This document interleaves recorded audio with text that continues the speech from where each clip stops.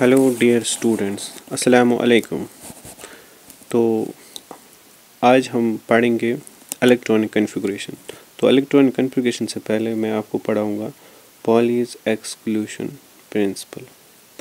तो ये बहुत इम्पोर्टेंट है पहले समझना कि पॉलीज़ एक्सक्लूशन प्रिंसिपल होता क्या है। तो फर्स्ट ऑफ ऑल मैं यहाँ से स्टेटमेंट लिखता हूँ, व्हाट इज़ पॉलीज़ एक्सक्लूशन प्रिंसिपल। तो ध्यान रखिए आप कि पॉलीज़ एक्सक्लूशन प्रिंसिपल होता क्या है। तो पहले मैं स्टेटमेंट यहाँ से लिखता हूँ, no two electrons in an atom can have all same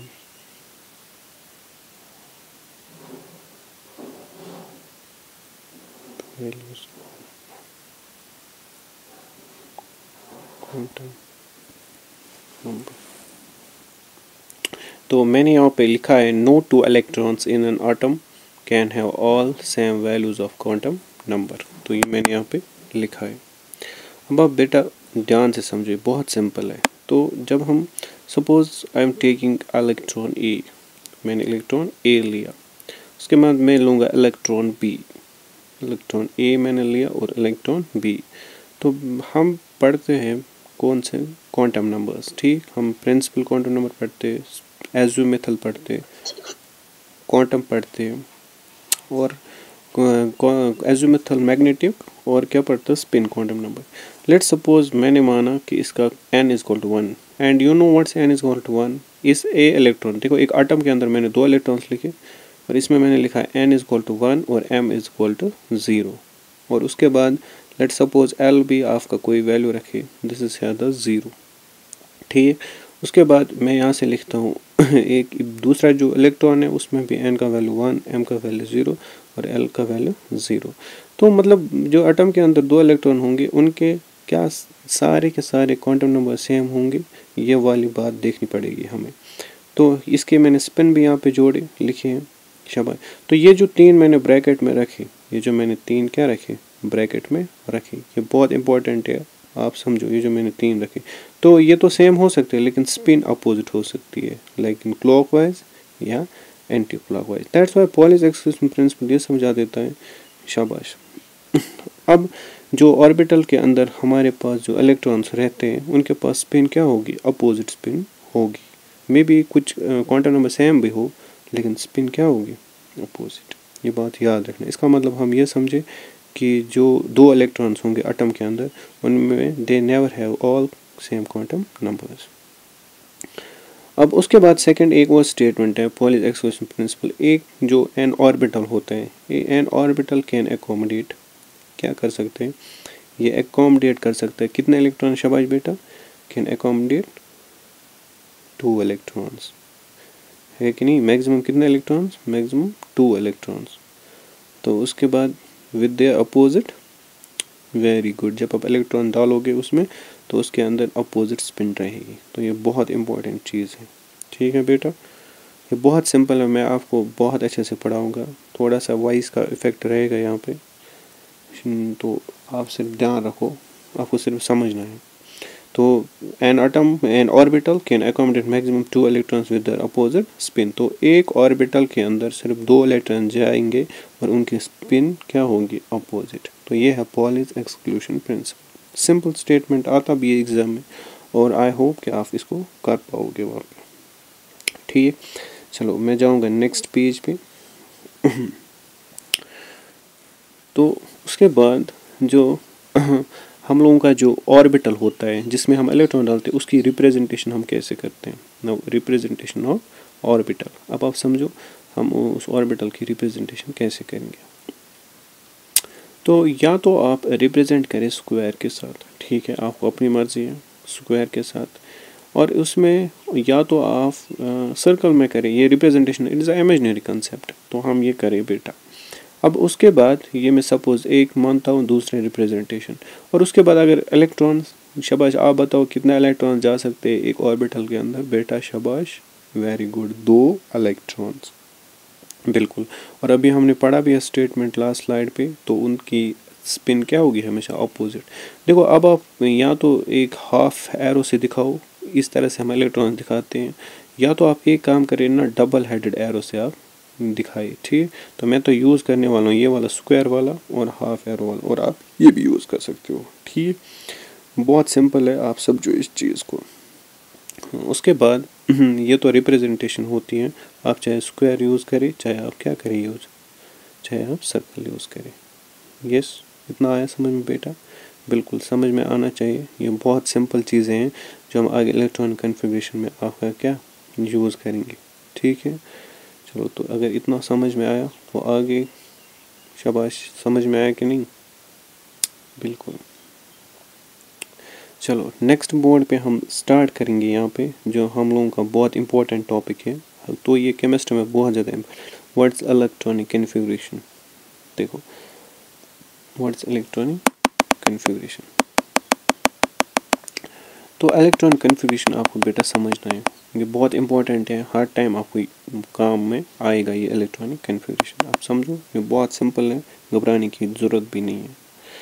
अब फर्स्ट ऑफ ऑल अगर सिंपल स्टेटमेंट लिखें, it is the distribution of, ये क्या है, it's the distribution of electrons, ठीक। हमें पता है सबको, it's the distribution of electrons in N, बिल्कुल, इन एन ऑर्बिटल, ठीक है ना, शाबाश। एक ऑर्बिटल के अंदर जब आप इलेक्ट्रॉन को डिस्ट्रीब्यूट करते हो, उसको सिंपली हम बोलते हैं it is electronic configuration. Simple है, ठीक है बेटा, शाबाश।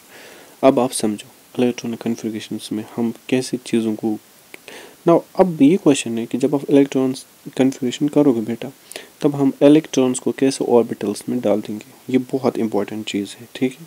इसके लिए हम कुछ क्या पढ़ेंगे, कुछ प्रिंसिपल्स पढ़ेंगे जो दिए गए हैं। पहला हम स्टार्ट करेंगे अफवाबाज प्रिंसिपल, ठीक, जो भी आप प्रोनाउंस करिए, this is aufbau principle. Now what is aufbau principle, this is simple, ठीक है। पहले मैं स्टेटमेंट लिखता हूँ, आप ध्यान से समझो अफवाबाज प्रिंसिपल हमें क्या बोलता है, ठीक है। ये बहुत इंपॉर्टेंट क्वेश्चन है आपके लिए, तो ये आप हमेशा याद रखें। अफवाबाज प्रिंसिपल हमें क्या समझा देता है। नाउ देखो, in ground state, the ground state of an atom, ठीक है। जब आपका क्या होगा, ग्राउंड स्टेट में होगा एटम, तो मैं यहाँ से पहले डेफिनेशन लिख रहा हूँ, the electrons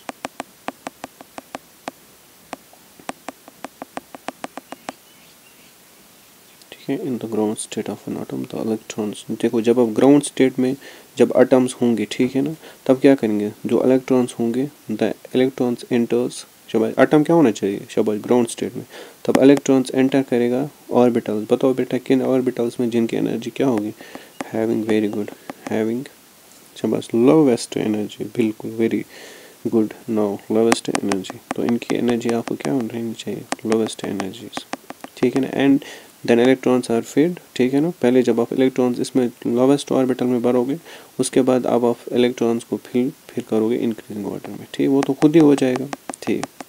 electrons are fed in the increasing, शाबाश, इंक्रीजिंग ऑर्डर, तो वेरी गुड यहाँ पे। तो व्हाट्स अफवाबाज प्रिंसिपल, जब आप ग्राउंड स्टेट में एटम जब होगा, तो उसके अंदर जो इलेक्ट्रॉन्स हैं, पहले आप वो एंटर करोगे किस ऑर्बिटल में, जिनकी एनर्जी लोवेस्ट एनर्जी होगी first, and then increasing order में सीधे। तो this is simple Aufbau principle, ये आपको पता होना चाहिए और आपको आना भी चाहिए, ठीक, शाबाश। उसके बाद हम जाएंगे नेक्स्ट स्लाइड पे, हम आपको समझाएंगे, इसको एक्सप्लेन करेंगे कि किस तरह से हम अफवाबाज प्रिंसिपल को यूज़ करेंगे, और उसके बाद इलेक्ट्रॉन्स फैड करेंगे किसके अंदर, बिल्कुल ऑर्बिटल्स के अंदर, ठीक। ना अब हमारे पास ये क्वेश्चन है, क्वेश्चन क्या है हमारे पास, बिल्कुल, अब हमारे पास ये क्वेश्चन रहेगा कि हम किस तरह, सर इन इलेक्ट्रॉन जो हमारे पास हैं, जब वो इलेक्ट्रॉन्स आप किस में डालोगे, शेल्स में, सर हमें कैसे पता चले किन शेल्स में कितनी एनर्जी है कि नहीं सर, तो हमें वो बता दीजिए। बिल्कुल, तो एनर्जी ऑफ एन ऑर्बिटल हम निकाल सकते हैं, किसकी कम एनर्जी है और किसकी ज़्यादा एनर्जी है। तो अफवाबाज प्रिंसिपल आप याद रखें कि जिसकी एनर्जी ऑर्बिटल की कम होगी, पहले उसी में इलेक्ट्रॉन जाएगा, ठीक। तो उसको निकालने का तरीका भी मैं आपको सिखाऊंगा यहाँ पे, ठीक है।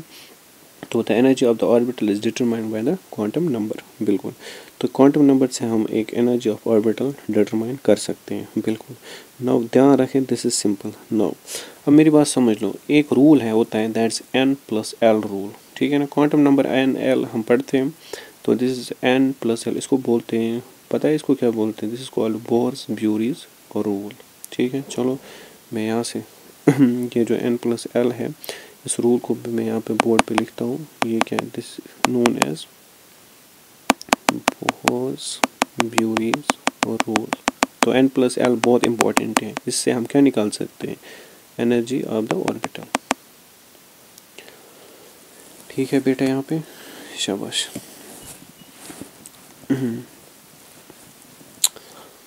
अब बेटा यहाँ पे मैं थोड़ा सा कलर चेंज करूँगा, और आप इम्पोर्टेंट ये चीज़ें आप मेरी बात को ध्यान से समझो, this is very important. For example, अगर मैं यहाँ से लूँगा, बहुत इंपॉर्टेंट है, मैं यहाँ से लूँगा दो ऑर्बिटल्स 2s और मैं लूँगा 3s, ठीक है बेटा। अगर मैं बोलूँ कि 2s और 3s में पहले इलेक्ट्रॉन कहाँ जाएगा, तो सर हमें निकालना है जिसके पास लोवेस्ट एनर्जी होगी। यस सर, कैसे निकालोगे सर, निकालेंगे n प्लस एल रूल से। यस सर, तो हम निकालेंगे n प्लस एल रूल से। यस सर, तो 2s में n क्या है, प्रिंसिपल क्वांटम नंबर, तो मतलब इसका n का वैल्यू 2 होगा, है कि नहीं। मतलब n प्लस एल से निकालेंगे तो n का वैल्यू वहाँ पे क्या आएगा, 2। सब n का वैल्यू तो इसमें आप 2 करोगे पुट, लेकिन l का वैल्यू सर क्या है, बिल्कुल ये भी मैं समझाऊंगा। तो मैंने मतलब हम पढ़ते हैं, ये टेबल पढ़ते हैं कि नहीं, बिल्कुल। तो मैं यहाँ से अभी नीचे ड्रॉ करूँगा टेबल, आप याद करो S-P-D-F, these are azimuthal quantum numbers, ठीक है। S-P-D-F एजिमुथल क्वांटम नंबर्स हैं, इनका वैल्यू 0 1 2 3, ये टेबल आप मतलब याद करो हमेशा के लिए, S-P-D-F 0 1 2। अब बताओ 2s की एनर्जी निकालोगे तो 2s में मतलब आपका पहले 2 आएगा प्रिंसिपल क्वांटम नंबर, और देखो ना s का वैल्यू 0 आता है कि नहीं नीचे, क्योंकि l azimuthal quantum number s आता है और s का वैल्यू हम क्या लेते हैं, 0, ठीक है ना। वेरी गुड, तो 0 मतलब l का वैल्यू 0 क्वांटम नंबर में आपने पढ़ा होगा, तो 0 का मतलब एक क्या होता है, वेरी इंपॉर्टेंट, बताओ। s0 मतलब s सब शेल में एक ऑर्बिटल होता है जब l का वैल्यू 0 आता है। अब देखो 3s, ठीक है, तो 3 में आपका क्या रहेगा, वेरी इंपॉर्टेंट, वो 3 आएगा प्लस s में आपका क्या आएगा, 0, ठीक है। जब क्योंकि l azimuthal quantum number s का 0, ठीक, तो दिस इज 0, तो इसकी एनर्जी कितनी आई, 3। नाउ बोलो यहाँ पे कि 2s में आपका 2 आता है, 3s में आपका 3 आता है, तो इसकी ज़्यादा एनर्जी, इसकी कम एनर्जी, ठीक। तो पहले इलेक्ट्रॉन 2s में जाएगा, 3s में पहले जाएगा सर 2s में। तो हमने सीखा n प्लस एल से हम एनर्जी कैसे निकालेंगे, ठीक है। अब बस प्रिंसिपल हमें बोल भी देता है, शाबाश। अब यहाँ तो यहाँ से हम स्टार्ट 3D एक और एग्जांपल लेंगे, और हम एक लेंगे 4s, ठीक। तो जो हमारा 3D रहेगा, तो इसके लिए आप बेटा निकालो, शाबाश, n प्लस एल रूल से बेटा निकालो, बहुत सिंपल है, शाबाश, ट्राई करो, शाबाश। n प्लस एल पता है ना, very good, n plus L rule से निकालो, वेरी गुड। इसका n क्या आएगा, this is the 3, very good, और l very good, l S-P-D-F आप भूल जाते हो, दिस इज द जी, वेरी गुड, 1 2, उसके बाद यहाँ से आएगा 3, वेरी गुड। तो यहाँ पे 3 प्लस, वेरी गुड, डी का वैल्यू 2, तो हम लोगों का आया आंसर 5। और 4s में बता दीजिए, वेरी गुड, 4s में 4 प्लस, तो s कितना आया, वेरी इंपॉर्टेंट, 0। तो एनर्जी सबसे कम 4s की, तो पहले इलेक्ट्रॉन 3D से पहले 4s में, ठीक है। Yes sir, very good. तो पहले तो हमने ये सीखा कि लोवेस्ट एनर्जी हम n प्लस एल रूल से कैसे निकालते हैं, ठीक है। इतना शाबाश, इतना आपको समझ में भी आना चाहिए, वेरी इंपॉर्टेंट, ठीक। अब मेरी बात समझ, चलो बेटा यहाँ पे अब आप मेरी बात समझ लो थोड़ा सा। हम अगर, क्या आपने ये सोचा कि अगर एनर्जी 2 ऑर्बिटल्स की सेम आएंगे तब क्या करोगे, वेरी गुड, अब समझो।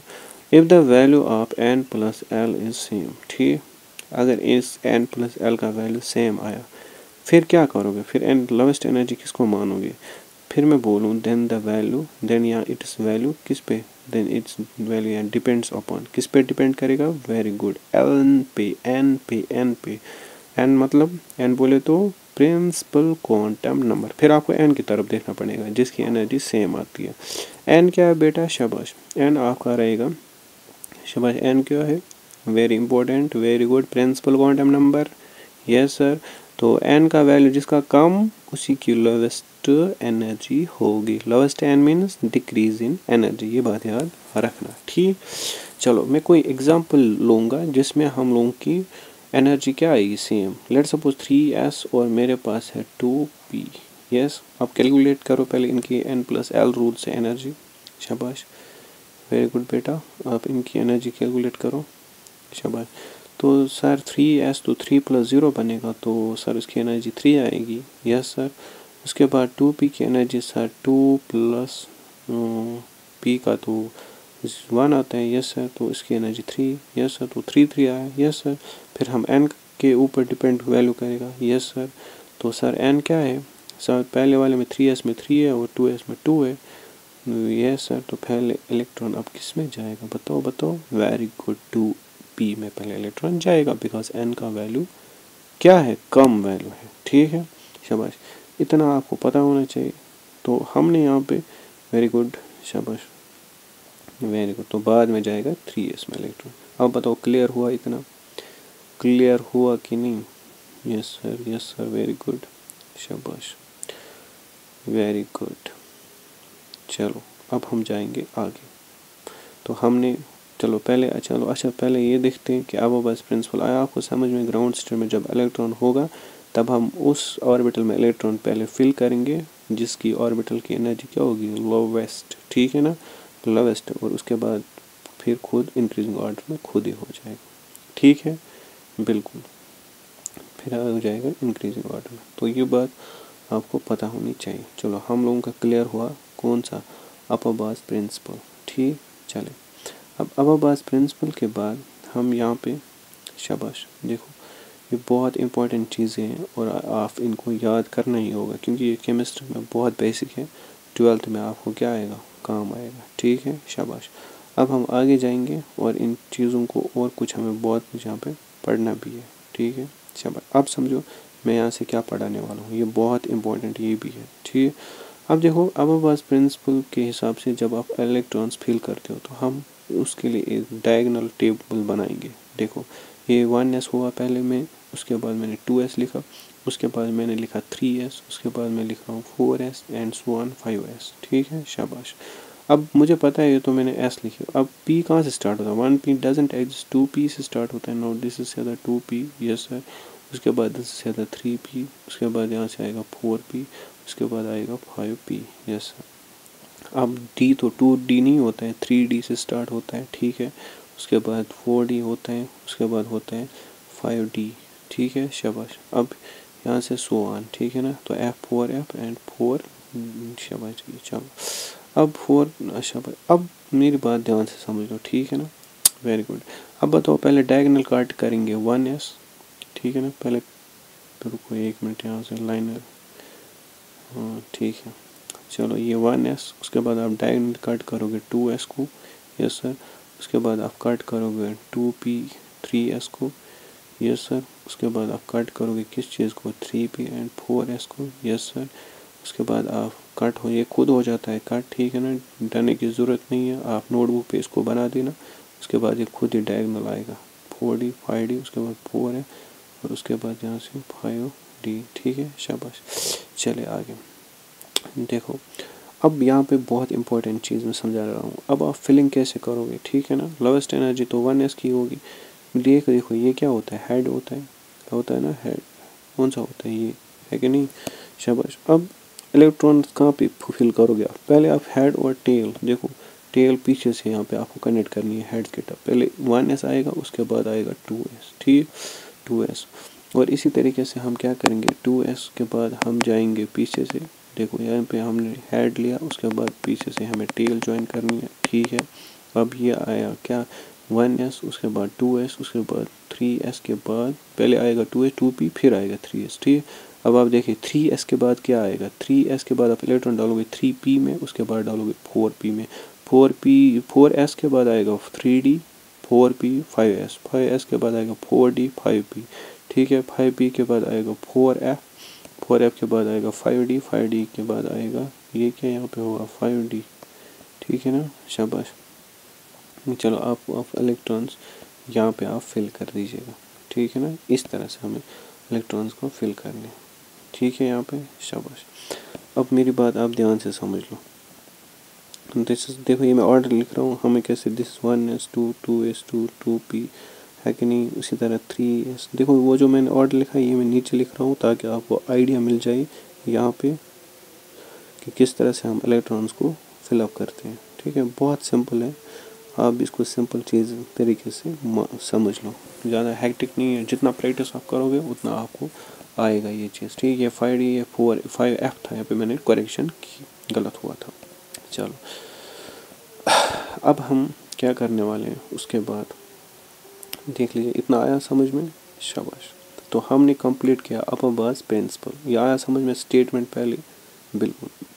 उसके बाद नाउ अब हम स्टार्ट करने वाले हैं नेक्स्ट पे, हम स्लाइड पे हम स्टार्ट करेंगे किस चीज़ को, अपर बस के बाद हम पढ़ते हैं horns rule.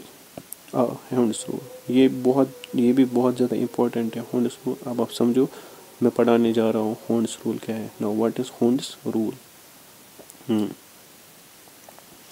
Now what is horns rule, बहुत इंपॉर्टेंट। इसको हम बोलते हैं, क्या बोलते हैं, maximum मल्टीपलिसिटी। Very good, this is maximum मल्टीपलिसिटी। Now this is called अब इसको मैक्सिमम मल्टीपलिसिटी क्यों बोलते हैं ये मैं बाद में आपको बोलने वाला हूँ, जिसकी मल्टीपलिसिटी मैक्सिमम हो, horns rule. First of all what is horns rule, ठीक है। चलो पहले स्टेटमेंट मैं लिखता हूँ ताकि आपको आसान रहे याद करने के लिए। हॉर्न्स रूल क्या होता है, अकॉर्डिंग टू दिस, ठीक है ना, शाबाश। अब ये रूल हमें समझा क्या देता है, ये भी बहुत इंपॉर्टेंट है। देखो अकॉर्डिंग टू दिस रूल या दिस प्रिंसिपल, जो भी आप यहाँ देखो, अकॉर्डिंग टू दिस, जब आप पेयरिंग ऑफ इलेक्ट्रॉन्स कर लोगे, मेरी बात समझ लो, जब आप कहाँ पे पेयरिंग ऑफ इलेक्ट्रॉन्स करोगे, ऑर्बिटल के अंदर, यस सर वो तो पता है। तो पेयरिंग ऑफ इलेक्ट्रॉन्स जब आप इन द ऑर्बिटल्स में करोगे, देन आपको किस तरह से इलेक्ट्रॉन्स को ऑर्बिटल्स में फिल करना है, ठीक है ना। तो कैसे करोगे, शाबाश शाबाश, very good, will take place in such a manner या इन सच अ वे। किस तरह से आप इलेक्ट्रॉन्स को ऑर्बिटल्स में फिल करोगे, शाबाश, until, very good, until each, very good, शाबाश। जब आप अनटिल, शाबाश, each orbital is singly field या ऑक्यूपाइड, ठीक है ना, मतलब सिंगली फिल्ड होना चाहिए, until each orbital is singly field. तो मतलब हमें हर एक ऑर्बिटल में पहले क्या करना है, हमें पेयर अप नहीं करना पहले ऑर्बिटल, मतलब चलो एक एग्जांपल समझा देता हूँ। ये पर्सन, ये 3 पर्सनस हैं यहाँ पे, person number A, person number B, person number C, आप कुछ भी मानो, बॉय ए बी सी। तो मेरे पास है एप्पल्स, ठीक है, मैं यहाँ पे एप्पल ड्रॉ करूँगा, सपोज आई हैव 5 एप्पल्स, ठीक है। आप समझो इस एग्जांपल को, आई हैव 5 एप्पल्स, तो मैं यहाँ से ड्रॉ कर रहा हूँ एप्पल्स, यस सर। तो ये जो एप्पल्स हैं, these are the 5 apples here, yes sir, these are the 5 apples, yes sir. अब आपको डिस्ट्रीब्यूट करना है ये 5 एप्पल्स 3 बंदों के अंदर, ठीक है ना, 3 इन बंदों। अब आप कैसे करोगे, क्या कैसे करोगे, शाबाश, ये 5 एप्पल्स है मेरे पास, क्या ये ज़्यादा लाडला है, इसको पहले ही 2 दोगे, क्या बी भी लाडला है, मतलब अगर आप इसको 2 दोगे, इसको भी 2 दोगे, तो इसको 1 दोगे, फिर क्या हो गया, फिर तो ये तो नाइंसाफ़ी हो गई ना, that is unequal rights, equal तो दिए हैं हमने।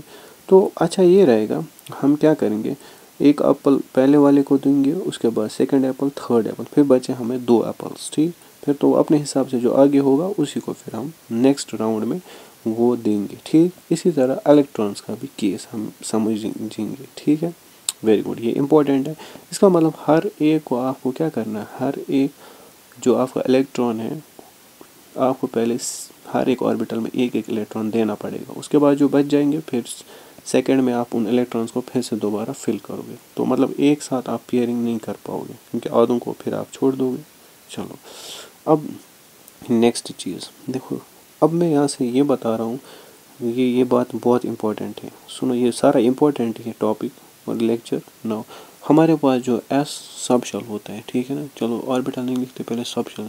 हमारे पास ये सबको पता होना चाहिए, बेसिक नॉलेज है। s सब शेल और हमारे पास होता है p सब शेल और हमारे पास होता है d सब शेल और हमारे पास होता है f सब शेल। यस सर, ये हमारे पास सब शेल्स होते हैं। ठीक, जो s सब शेल होता है, s सब शेल के पास कितने ऑर्बिटल्स होते हैं सर? s सब शेल के पास एक ही ऑर्बिटल होता है, ठीक है, शाबाश। l उसके बाद l को 0, उसके बाद जो p होता है, ठीक है ना, मतलब जो और d सब शेल के पास कितने ऑर्बिटल्स होते हैं? d के पास सर ऑर्बिटल्स 5 होते हैं। यस सर, हमें ये पता है। उसके बाद f सब शेल के अंदर कितने ऑर्बिटल्स बनते हैं? तो इसके अंदर बनते हैं 7 ऑर्बिटल्स। तो इसके अंदर बने 7 ऑर्बिटल्स। ठीक, अब पॉलीज एक्सक्लूजन प्रिंसिपल ये बोलता है each orbital can accommodate 2 electrons with their opposite spin. ये सर, इसका मतलब s सब शेल में एक ऑर्बिटल है तो कितने इलेक्ट्रॉन्स होंगे? पॉलीज एक्सक्लूजन एक ऑर्बिटल के अंदर 2 इलेक्ट्रॉन, तो 2 ही आएंगे इसके अंदर। उसके बाद p के अंदर कितने ऑर्बिटल्स है? 3, तो 1 में 2, 2 में 4, 3 में 6, तो टोटल इलेक्ट्रॉन्स कितने एकोमोडेट होंगे? वेरी गुड, तो इसमें होंगे आपके 6 इलेक्ट्रॉन्स एकोमोडेट। यस सर, और इसमें कितने होंगे? वेरी गुड, इसमें होंगे 5 है ऑर्बिटल्स, 5 दुगना कितना होता है? 10, तो इसमें 14 इलेक्ट्रॉन्स। ये पहले याद होना चाहिए किस ऑर्बिटल में कितने इलेक्ट्रॉन्स आएंगे और किस शेल में कितने ऑर्बिटल्स होते हैं। ठीक है, ये पता होना चाहिए, बेसिक नॉलेज के लिए बहुत इंपॉर्टेंट है, क्योंकि अगर ये नहीं पता होगा मतलब फिर then you can't electron configuration of the elements in well manner। अब मैंने बोला था कि हुंडस रूल को हम मैक्सिमम मल्टीपलिसिटी भी बोलते हैं। अब क्यों बोलते हैं maximum multiplicity? Let's suppose take an example 3p3। Yes sir, this is 3p3। अब मुझे बताओ अगर p के अंदर कितने इलेक्ट्रॉन्स हैं? 3 सर, शाबाश। तो अब आप समझो, जब मैं p के कितने ऑर्बिटल्स रहते हैं सर? 3 है सर, ठीक है। तो यहाँ पे देखो, ये मैंने p बनाया, वेरी गुड, p के अंदर मैंने आपको बनाए 3 ऑर्बिटल्स, ठीक। तो यहाँ पे p है, को गलत हो गया। नाउ दिस इज p के अंदर मैं फिर से ड्रॉ कर रहा हूँ 3 ऑर्बिटल्स। यस सर, आपने 3 ऑर्बिटल्स ड्रॉ करें। अब बताओ हुंडस रूल क्यों बोलते हैं मैक्सिमम से? पहले मैं इसमें एक इलेक्ट्रॉन दूंगा, इसमें एक इलेक्ट्रॉन, एक अंडर सबको दिया क्योंकि 3 ही थे। या तो ऐसा भी हो सकता है पहले को 2 देंगे फिर 1, ठीक। अब क्वेश्चन ये है मैक्सिमम मल्टीपलिसिटी क्यों बोलते हैं इसको, ठीक है। उसको निकालते हैं हम एक फॉर्मूला से, शाबाश। क्या निकालते हैं? एक फार्मूला से। देखो किस फार्मूला से हम निकालेंगे वो बहुत इंपॉर्टेंट है, वो बात आप याद रखें। वो उसको हम निकालेंगे 2s+1 से। तो हुंडस रूल की मैक्सिमम मल्टीपलिसिटी निकालेंगे किस फार्मूला से? 2s+1। और सर s क्या है यहाँ पे? s इक्वल्स टू स्पिन है, ठीक है सर। तो s हमारे पास क्या है? स्पिन। ज़रा इसका देखो स्पिन कितना होगा, इसका होगा क्योंकि ये एक ही डायरेक्शन में +1/2, इस वाले में भी होगी +1/2, इस वाले भी इलेक्ट्रॉन की होगी स्पिन +1/2, ठीक।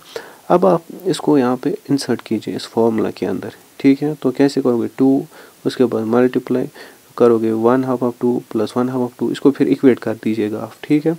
क्या लिखना है? 1/2 + 1/2 + 1/2 और फार्मूला का +1 ऐड कीजिएगा, ठीक है। और आपका एक वैल्यू आएगा कि नहीं? अब इस पे जाएंगे, है कि नहीं? देखो इसके 2 इलेक्ट्रॉन्स हैं अपोजिट स्पिन में, तो इसकी स्पिन 0 कैंसिल आउट होगी ना, उसके बाद ख़त्म, ठीक। और फार्मूला क्या आएगा? 2, और स्पिन कितना बचा? 2 का तो कैंसिल होगा, फिर एक की स्पिन बचेगी +1/2, ठीक। उसके बाद प्लस फार्मूला का 1, ठीक है। जब आप इन 2 का देखोगे ना, लास्ट में नेट कैलकुलेट करोगे तो जो पहला वाला होगा उसका ज़्यादा आएगा वैल्यू, मतलब मैक्सिमम मल्टीपलिसिटी। तो ये होता है हुंडस रूल का मैक्सिमम मल्टीपलिसिटी। जब आप क्या करोगे? जब आप इसको कैलकुलेट करोगे। आई होप कि आपको ये समझ में आया होगा जो मैंने यहाँ तक आपको समझाया, ठीक, बिल्कुल। तो वेरी गुड, आपको यहाँ पे समझ में आया होगा ये चीज़।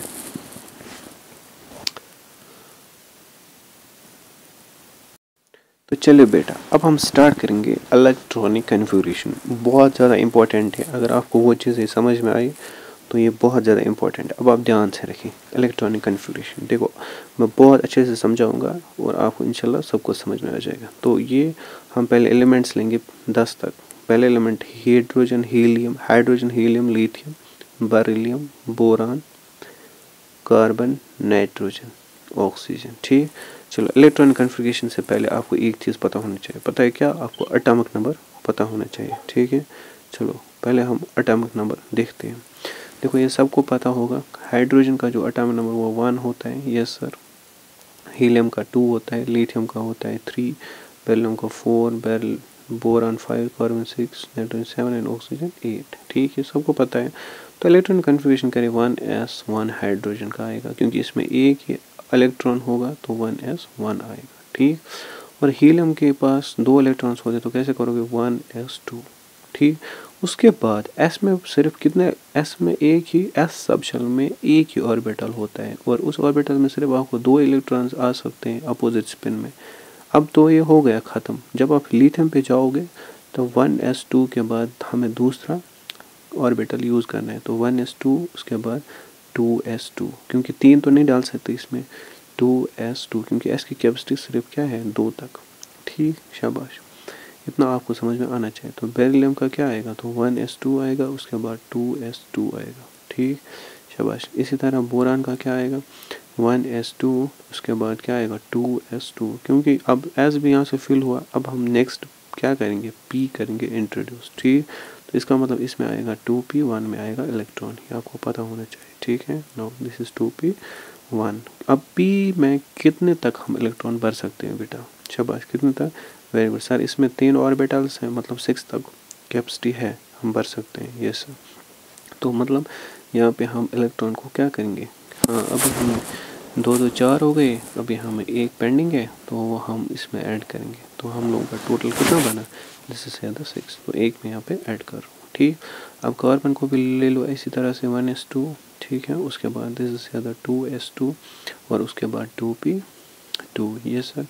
नाइट्रोजन का भी ले लो 1s2, उसके बाद दिस इज 2s2, उसके बाद 2p3 and so on, 1s2, उसके बाद 2s2, उसके बाद 2p4। देखो बेटा ये समझ में आना चाहिए, ये बहुत सिंपल है और आपको पता होना चाहिए इन बेसिक चीज़ों को का। ठीक, शाबाश। अब जो ऑक्सीजन के बाद हमें जो बाकी है, अब हम उनका भी थोड़ा सा हम सिखाएंगे आपको। देखो ये आप खुद प्रैक्टिस करो, जितना आप खुद प्रैक्टिस करोगे उतना आपको आएगा ये। ठीक है, शाबाश। अब देखिए यहाँ से मैं लूँगा फ्लोरीन, ठीक है ना, और उसके बाद मैं लूँगा नियॉन। ठीक, फ्लोरीन का 9, नियॉन का रहता है 10। ठीक, अब आ जाओ 1s2 पे, शाबाश, उसके बाद 2s2 सर, उसके बाद 2p5 पे, 2 2 4 हो गए, और ये बचता है 5। नियॉन हमारा नोबल गैस है, तो 1s2 2s2, और उसके बाद इसका ऑक्टेट कंप्लीट, 2 से 2p6 completed. Yes sir, yes sir, हो गया। तो इस तरह से हमने इस चीज़ को कंप्लीट किया। तो पहले 10 तक आया समझ में, हमने किस तरह से इलेक्ट्रॉनिक कन्फिग्रेशन करी। ठीक, अब हम जाएंगे आगे। यस सर, देखा मैं दिखाऊंगा आपको सोडियम, मैग्नीशियम, एल्युमिनियम। ठीक है ना, बाकियों का आप खुद भी ट्राई कर सकते हो, पहले इनको समझो। सोडियम का 11, मैग्नीशियम का 12, और एल्युमिनियम का क्या है 13। तो ये इनका हम सीखेंगे इलेक्ट्रॉनिक कन्फिग्रेशन, बहुत सिंपल है, आप समझो। जो सोडियम होता है इसका 1s2 2s2, ये सर 2p6। ठीक है ना, ये सर इसका होता है 2p6।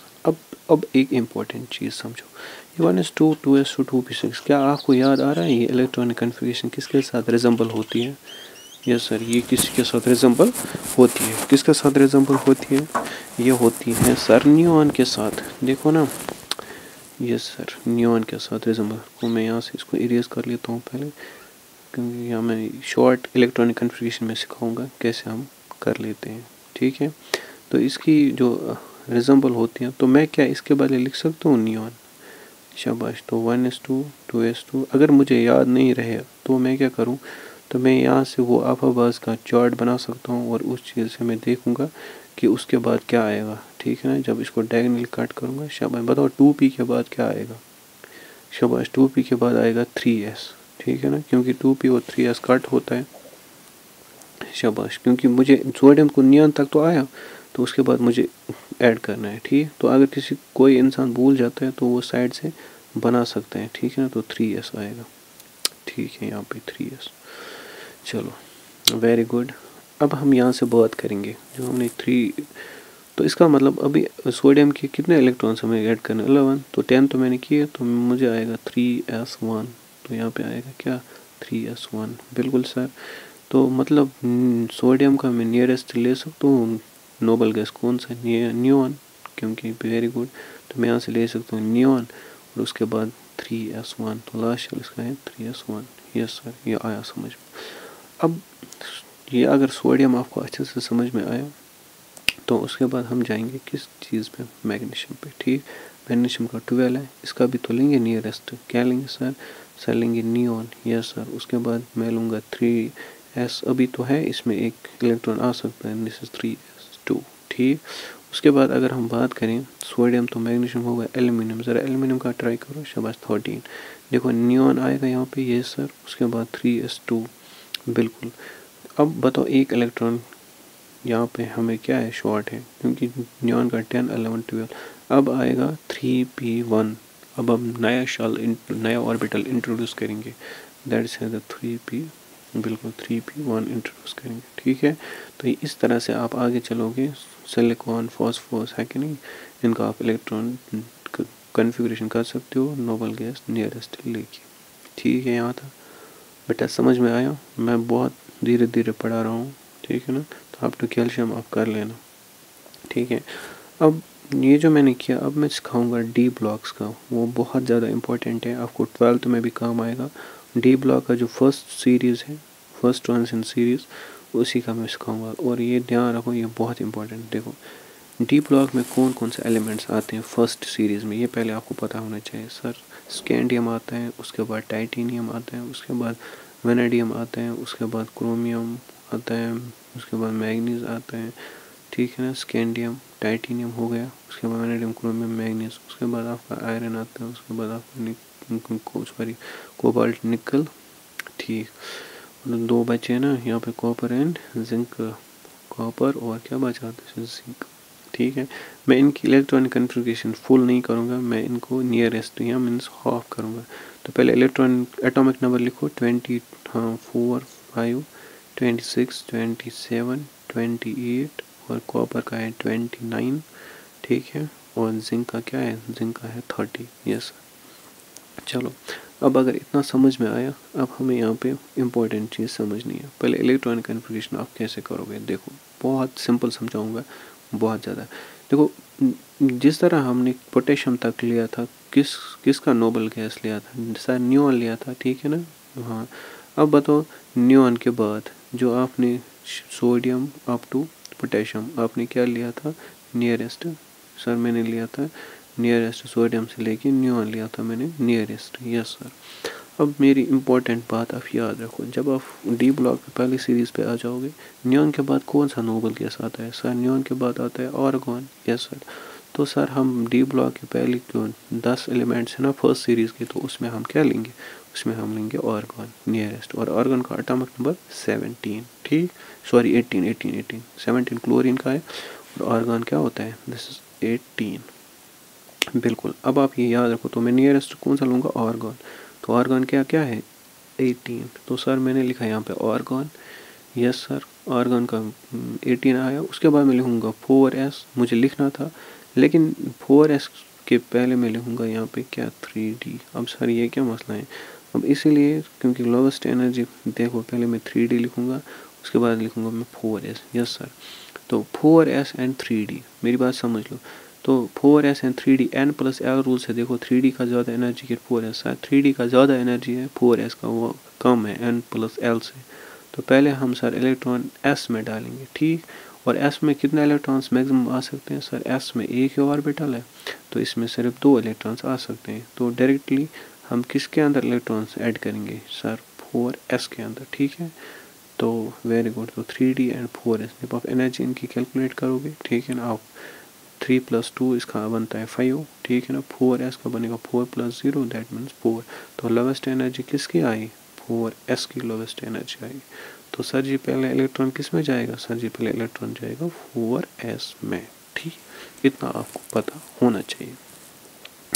तो वेरी गुड, तो पहले हम इलेक्ट्रॉन किस में ऐड अप करेंगे, बिल्कुल पहले हम इलेक्ट्रॉन ऐड करेंगे 4s में। तो ध्यान से समझो, बहुत सिंपल कंसेप्ट है, उतना टफ भी नहीं है। शाबाश। अब देखिए जो हम लोगों का क्या है यहाँ पे, मैं पहले इसको इरेज कर लेता हूँ। अब हम स्टार्ट करेंगे इलेक्ट्रॉनिक कन्फिग्रेशन, अगर आपको ये समझ में आया। देखो अब यहाँ पे जो मैंने लिया this is the 3d and 4s। तो 4s का पहले हम 2 इलेक्ट्रॉन सीधे 4s में डालेंगे, यस सर। उसके बाद ये आपका क्या आता है, दिस इज द 3d, ठीक है ना। तो 3d में कितने इलेक्ट्रॉन्स आएंगे, तो आर्गन हो गया 18 + 2, यस सर हो गया। अब ये देखो टाइटेनियम में आर्गन, उसके बाद हम ऐसे लिखेंगे 3d एंड 4s। पहले s में डालेंगे 2 और d में आएंगे अब 2, क्योंकि 22 आ रहा है तो इसमें भी 2 इलेक्ट्रॉन्स आएंगे। और इस 3d में भी कितने इलेक्ट्रॉन्स आएंगे, 2 इलेक्ट्रॉन्स आएंगे, ठीक है यहाँ पे, शाबाश।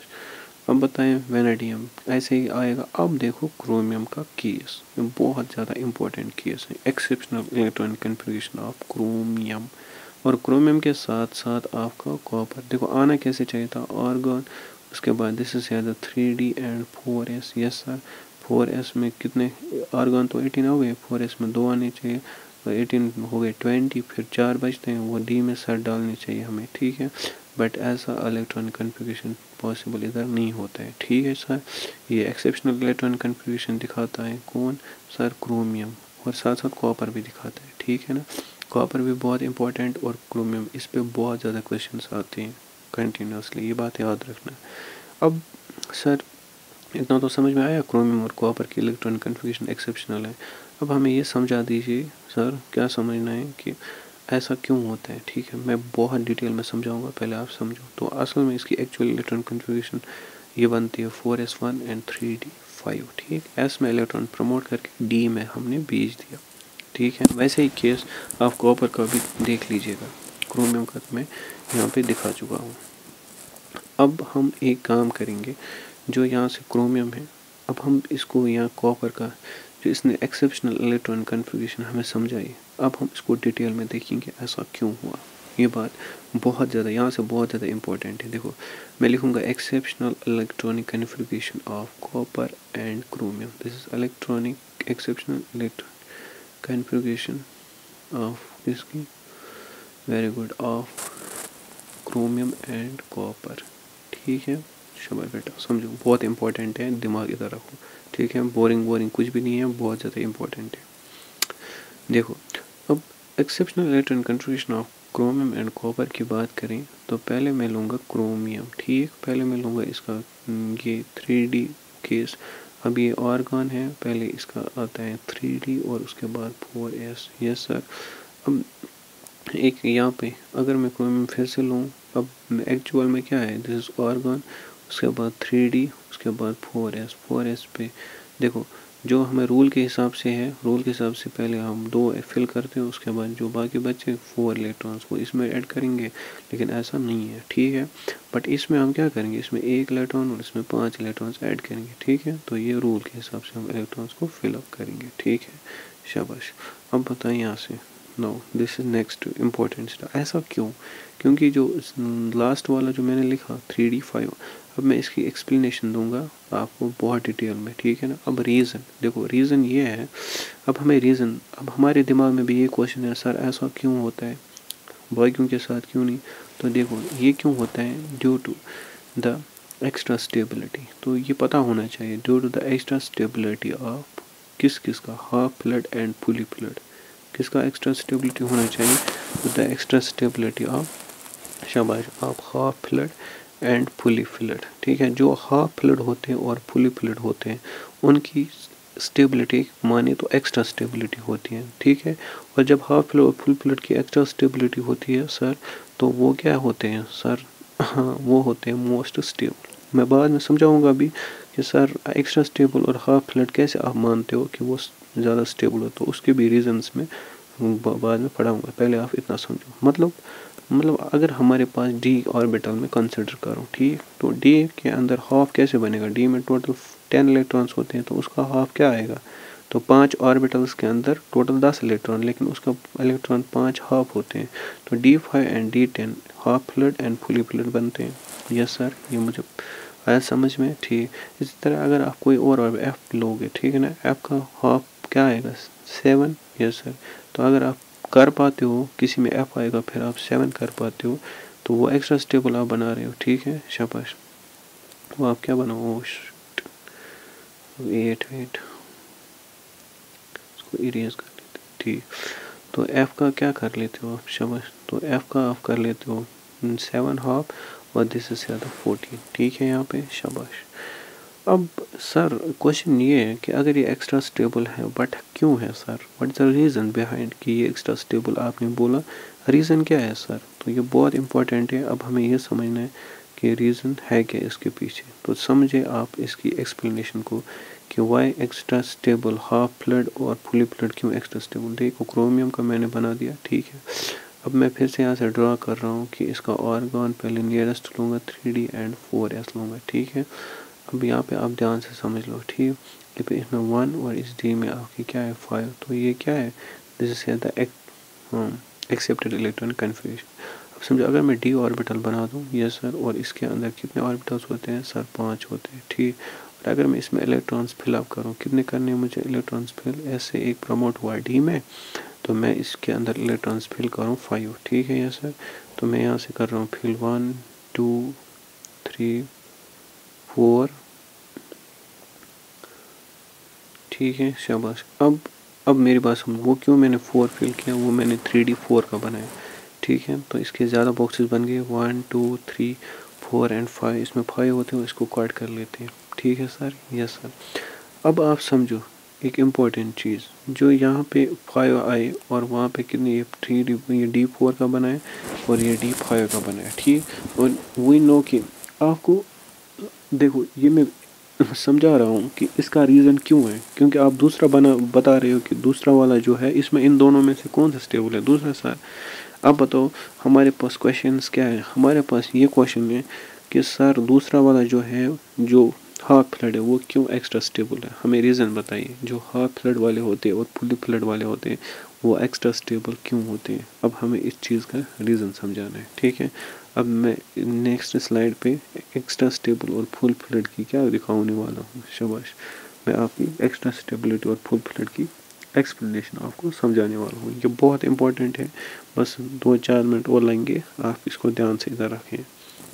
तो देखिए सर, एक हमारे पास it is due to the, देखो इज़ ड्यू टू द मतलब एक्स्ट्रा स्टेबिलिटी किस चीज़ की सर, मतलब हाफ फ्लड और फुली फ्लड आपने बोला ये एक्स्ट्रा स्टेबल है। एक सिमेट्री होती है, सिमेट्री डिस्ट्रीब्यूशन इनके अंदर पाई जाती है सिमेट्री, बहुत अच्छी सिमेट्री बनती है हाफ फ्लड और फुल फ्लड। देखो ये D4 कंसिडर कर दीजिए आप, यस सर। तो सर हमने किया D4 कंसिडर, हाँ जी। और ये आप D4 के बाद सपोज D5 कंसिडर कीजिए, ठीक है, शाबाश। ये D4 था, ये D, बट एग्जैक्ट हमने क्या किया, D5 बनाया, ठीक है। इसमें अगर आप 4 इलेक्ट्रॉन्स लगाओगे, यस सर, और इसमें अगर आप लगाओगे 5 इलेक्ट्रॉन्स, यस सर। अब मुझे आप बता दीजिए किस में आपको सिमेट्री बहुत अच्छी दिखती है सर, D4 D5 में अच्छी दिखती है ना सर। देखो उसमें एम्प्टी भी एक ऑर्बिटल है, तो ये ठीक है, शाबाश। तो D4 में अनसिमेट्री है और D5 में क्या है, सिमेट्री। तो मतलब ये एक रीज़न हुआ क्यों हाफ फ्लड। इसी तरह फुल फ्लड भी सिमेट्री बहुत अच्छी होगी जब उसके फुल इलेक्ट्रॉन्स पैक होगा, ठीक। सेकंड रीज़न क्या है, एक्स्ट्रा फ्लड और ये extra stability of half filled and fully flood. अब दूसरा रीज़न बहुत इंपॉर्टेंट है, ठीक है, ये भी आप याद रखें, हाई एनर्जी, ठीक है ना, हाई एनर्जी एक्सचेंज। अब हम देखेंगे D4 एंड D5 में, ये मैंने क्रोमियम का केस समझा, आप कॉपर खुद समझ सकते हो। हाई एनर्जी एक्सचेंज, जिस चीज़ में एनर्जी ज़्यादा एक्सचेंज होगी तो उसको हम क्या मानेंगे, उसको हम यही मानेंगे कि वो ज़्यादा स्टेबल है, हाई एक्सचेंज एनर्जी, ठीक है, शाबाश। अब मैं नेक्स्ट पेज पे आपको ये चीज़ समझाऊंगा कि हाई एक्सचेंज ऑफ एनर्जी कैसा होता है, ठीक है, शाबाश, ठीक है, शाबाश। अब ये आया समझ में, पहले सिमेट्री वाला केस, यस सर, ये पहले समझ में आना चाहिए। ये सिमेट्री वाला केस आपको D4 और D5 मैंने कैसे आपको समझाया, कैसे सिमेट्री होती है, शाबाश। और साथ साथ में जो दूसरा रीज़न है हाई एक्सचेंज ऑफ एनर्जी, ठीक है, तो इसको भी हम क्या समझते हैं, ठीक है, शाबाश। अब आ जाओ आप अभी नेक्स्ट स्लाइड पे, ये मैं बहुत अच्छे से समझाने वाला हूँ, ठीक है, शाबाश। अब ठीक है, ये इस पे 3D, उसके बाद दिस इज द 3D5, ठीक है, शाबाश। अब मेरी बात आप ध्यान से समझो, ये लास्ट वाला पार्ट है और ये बहुत इंपॉर्टेंट, ये आपको आना चाहिए, ठीक है, शाबाश। इस पे नहीं बनेगा, मैं नेक्स्ट बोर्ड यूज़ करूँगा और आप इम्पोर्टेंट से समझिए। ये 3D4, ठीक है, शाबाश। इसमें मैं बनाऊँगा बॉक्स 3D4 के लिए पहला बॉक्स, ठीक है। मैं अगर एक ही में दिखाऊंगा तो ये जमलिंग होगा, ठीक है ना। हाई एक्सचेंज एनर्जी में 2-4 बॉक्स बनाऊंगा, ये 3D4 के लिए, ठीक है ना। ये भी आपको 3D4 के लिए, ठीक है। चलो फिलहाल 3 ही बनाएंगे। अब बताओ, अब डिस्ट्रीब्यूशन करें इलेक्ट्रॉन्स आप खुद। 4, इसमें 1, इसमें 2, इसमें 3, इसमें 4, यस सर। इसमें 1, इसमें 2, इसमें 3, इसमें 4, यस सर। इसमें 1 2 3 4, यस सर। अब आप एक काम करें ना, यानी एक काम करना है एक्सचेंज। देखो पहले इलेक्ट्रॉन किसके साथ एक्सचेंज कर सकता है, इस वाले के साथ, हो गया 1 वे, ठीक है, शाबाश। अब देखो, अब ज़रा आप ट्राई करो ना खुद, आप मुझे समझा दो। अगर ये पहला इलेक्ट्रॉन है, या सर ये पहला इलेक्ट्रॉन है, अब ये पहला इलेक्ट्रॉन किस किस के साथ एनर्जी एक्सचेंज कर सकता है? ये एक तो इसके साथ एक्सचेंज कर सकते हैं।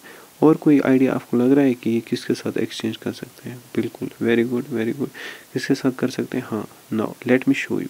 नाउ अब आप समझो, ये एक के साथ कर सकते हैं, इसके साथ एक्सचेंज कर सकता है 1 वे, ये पहला इलेक्ट्रॉन इसके साथ भी कर सकता है, और ये पहला इलेक्ट्रॉन इसके साथ भी कर सकता है। बताओ कितने वेज? 3 वेज। सर ये तो आया समझ में, 3 वेज, ठीक है। ये पहला इलेक्ट्रॉन था।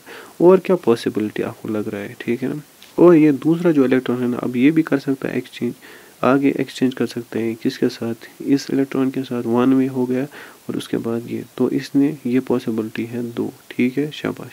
ये मैं अलग अलग फिगर में मैंने दिखाया। और ये वाला नहीं है, ठीक है ना, ये इससे पहले वाला जो इलेक्ट्रॉन है ना, ये थर्ड बॉक्स में जो मैंने समझाया, पहले में 3 हो गए, दूसरे में 2। अब इसमें जो इलेक्ट्रॉन है सिर्फ एक के साथ कर सकता है, ठीक है, तो ये इसमें एक।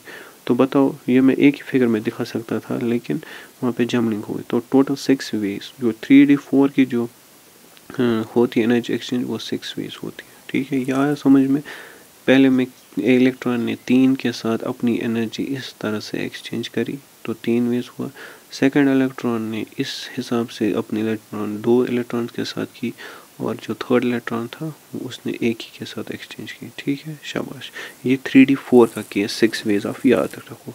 अब हमने माना कि स्टेबिलिटी है 3D5 की, यस सर।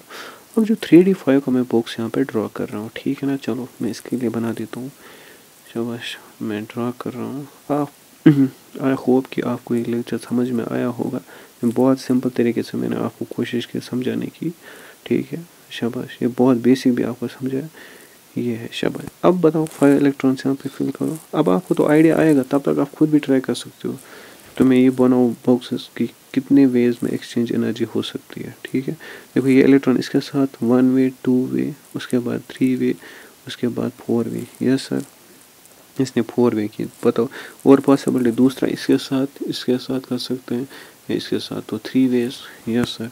अब थर्ड इलेक्ट्रॉन इसके साथ कर सकते हैं, इसके साथ कितना आया सर? 2 वेज आया, ठीक।